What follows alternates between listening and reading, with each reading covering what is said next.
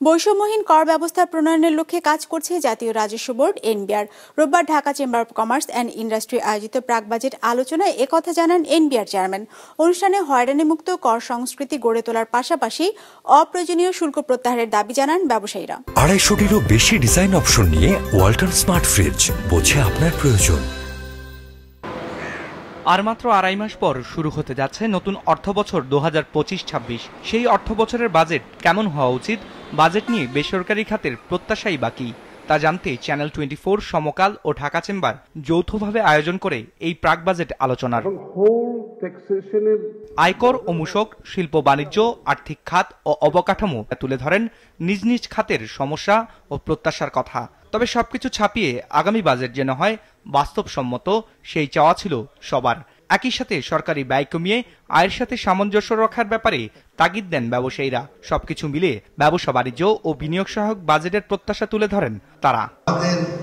এমন একটা নীতি সহায়তা দরকার যেটা দেশের শুধু রপ্তানি বৃদ্ধি নয়, রপ্তানি বৃদ্ধি সামর্থ্যকে বৃদ্ধি করতে পারে। আমরা এমন নীতি সহায়তা চাই যাতে করে দেশের সার্বিক চাহিদা বৃদ্ধি পায়। সরকারি ব্যয় কিছুটা যদি না করা যায় এবং সরকারের সাইজ এবং ব্যয়টা যদি কমিয়ে না যায়, তাহলে আমরা ইনকামের সাথে কিন্তু কোনো সময় ম্যাচ করতে পারবো না। এই জিনিসটা দেখতে আমরা চাই একটা প্র্যাগমেটিক হবে এবং সেটা হতে হবে শিল্প বান্ধব ব্যবসা। অনুষ্ঠানে জানানো হয় দেশে বর্তমানে 1,45,00,000 টিআইএন-ধারী আছে। চলতি 2024-25 অর্থবছরে যাদের মধ্যে রিটার্ন জমা দিয়েছেন 45 লাখ। দেশের জিডিপির অনুপাতে করজালের পরিধি বাড়াতে হয়রানিমুক্ত কর সংস্কৃতি গড়ে তোলার আহ্বান জানিয়েছেন ব্যবসায়ীরা। তাদের মতে হয়রানি বন্ধে স্বয়ংক্রিয় রাজস্ব ব্যবস্থাপনার কোনো বিকল্প নেই।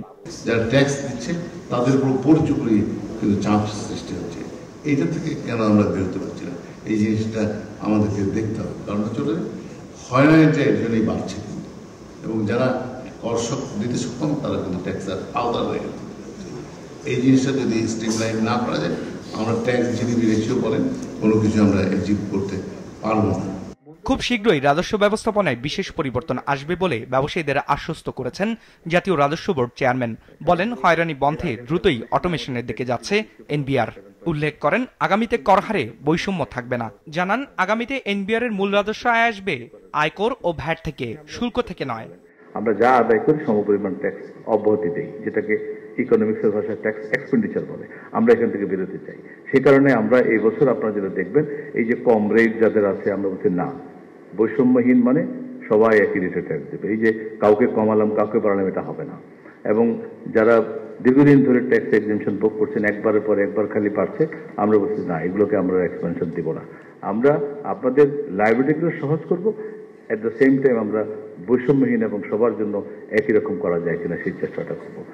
এনবিআর চেয়ারম্যান বলেন আগামী অর্থ বছর থেকে করযোগ্য সবার জন্য রিটার্ন বাধ্যতামূলক। একই সাথে কর্পোরেট কর নেওয়া হবে সম্পূর্ণ অনলাইনে। রায়হান শোভন, বিজনেস রিপোর্ট, মাছরাঙা টেলিভিশন।